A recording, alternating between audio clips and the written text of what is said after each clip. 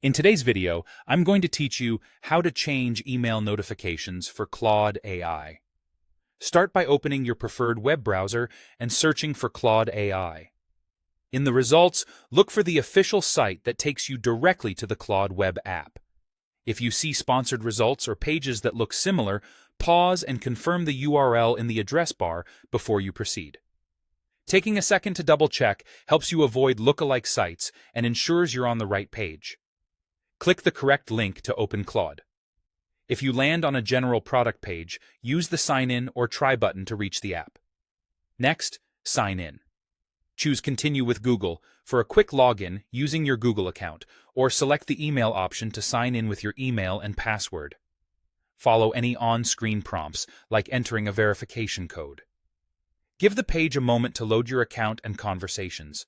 Once you're in the app, look to the bottom left corner of the sidebar. You'll see your profile area, shown as your initials, or your display name. Click that to open your account menu. If your sidebar is collapsed or you're on a smaller screen, you may need to expand the sidebar first so the profile area is visible. From the menu, select Settings. This opens your account's preferences. In the Settings view, navigate to the General tab. General is where the core, account-wide options live, including your notification controls. Scroll down until you reach the Notifications section. Here, you can manage which emails you receive. You'll see toggles for items such as response completions and other available categories. Each toggle controls a specific type of email. Switch it on to receive those notifications, or switch it off if you'd rather keep your inbox clear. Most changes save automatically, so you don't need to hunt for a separate save button.